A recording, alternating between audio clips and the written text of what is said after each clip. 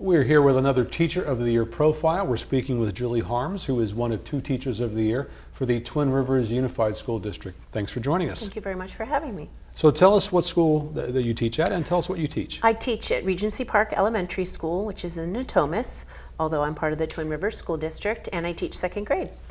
So tell us about 2nd grade, because it's you know, you've got kids with some experience, but moving in, you have to prepare them for the 3rd grade, because that's a real transitional year. It's a big transitional year. It's a big step. One of the things I love about 2nd grade, of my 22 years, I've done 2nd grade for about 18 years. It's an age where they still really love to be at school, so that gives me a leg up to start with. But it's also a very important year, like you say, because state testing, all that happens in 3rd grade. So there's a lot of preparation that needs to be done in 2nd grade. I have to feel comfortable sending them on to 3rd grade, knowing that they've got the foundation behind them that they need for the rest of their years in school. Well, let's talk about the foundations, because it, like we said, is a big step. Right. What are the things that you have to not only do to prepare them, but their parents for the next big step? A huge one is reading. You know, if in 2nd grade, if they haven't gotten a really solid grasp on reading, it's going to become hard for the rest of their schooling. So reading is a huge focus for us. There's a huge transition in math as well. At the end of 2nd grade, kids will often start 3rd grade struggling in math, and their parents will come to me, they did so great in 2nd grade math. Well, that's a foundation. I've laid the foundation for them. They have to now take that and transfer it on to other things. So communication with parents is very important. I see parents at drop off and pick up every single day. I send them a weekly newsletter, kind of have an open door for them if they need to talk to me about anything that's going on in the classroom, academically, behaviorally, or socially. It's not just the annual parent-teacher conference. You really have to have a lot of constant communication. Absolutely. Email for me is the easiest. I communicate with parents regularly via email, even through the summer. I'll have kids email me through the summer because their parents have my email from having communicated during the year, and it's just a great way to keep in touch. So what does it mean to you to be a Teacher of the Year? Well, gosh, it's very humbling. You know, it's great to be awarded Teacher of the Year because I see so many great things going on in my school every day with other teachers, and to be singled out, and to be singled out by my peers. I think it's kind of icing on the cake. I do feel confident in what I do in the classroom every day, but it's nice that other people notice that as well.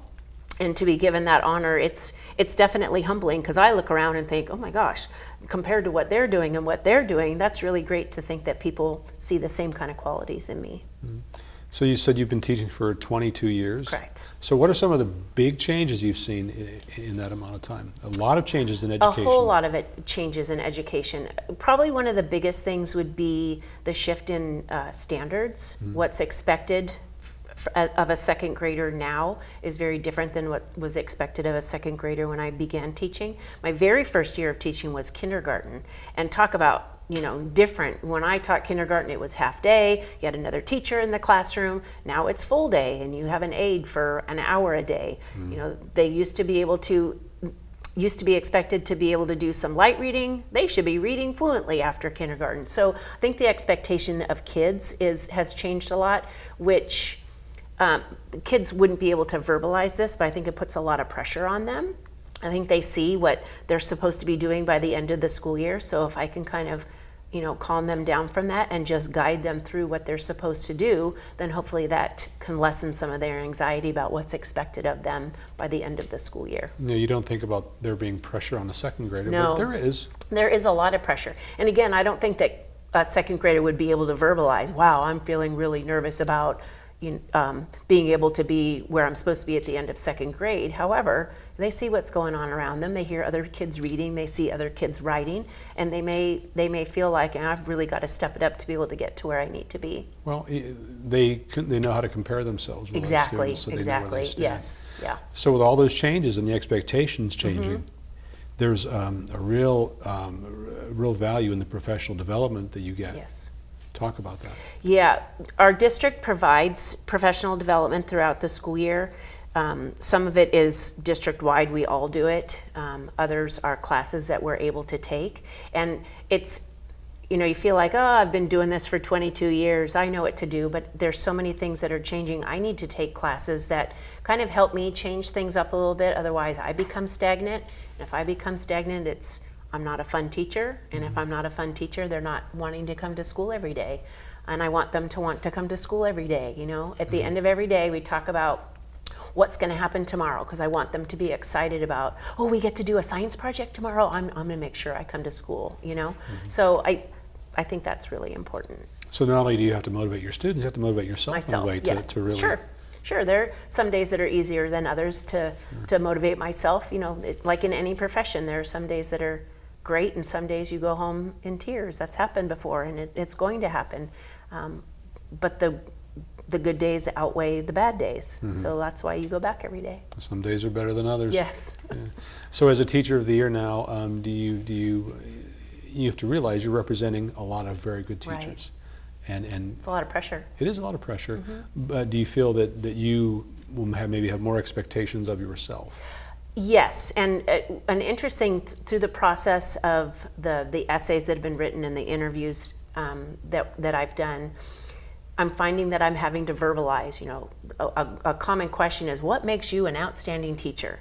It's really hard to talk yourself up like that, but it's a good reminder of the things that I'm doing every day that do make me an outstanding teacher. I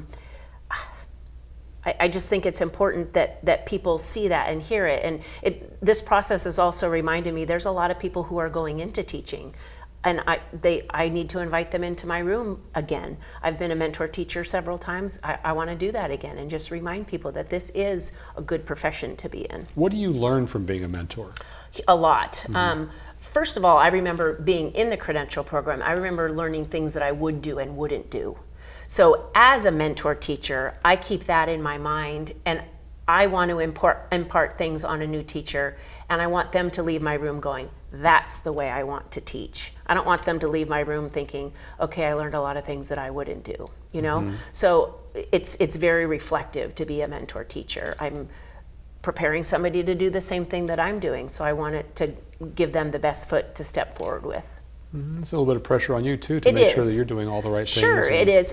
But I also am able to get the critiques back from a studying teacher. You know, they can tell me, this is what I learned from you, this is what I wish I would have learned from you, and that helps me move forward for myself as well. So what made you become a teacher? What inspired you?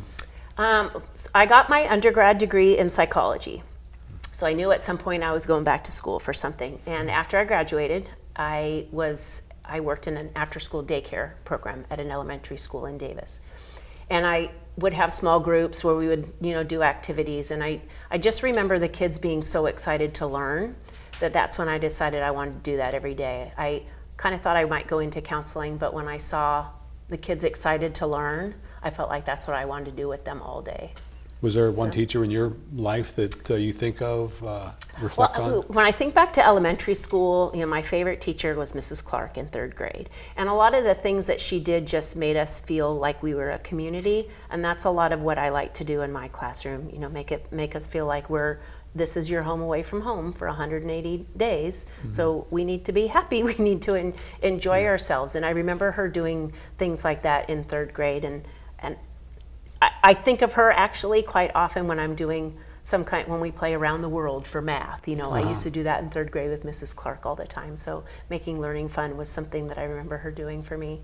Well, maybe someday you'll be there, Mrs. Clark, I hope right? so. I sure hope so. Yeah. Well, it was great speaking with Nice you. meeting you, We too. enjoyed having you here. We've been Appreciate speaking it. with Julie Harms, who is one of 2 Teachers of the Year for the Twin Rivers Unified School District. Yes. Thanks for joining us. Thank you very much.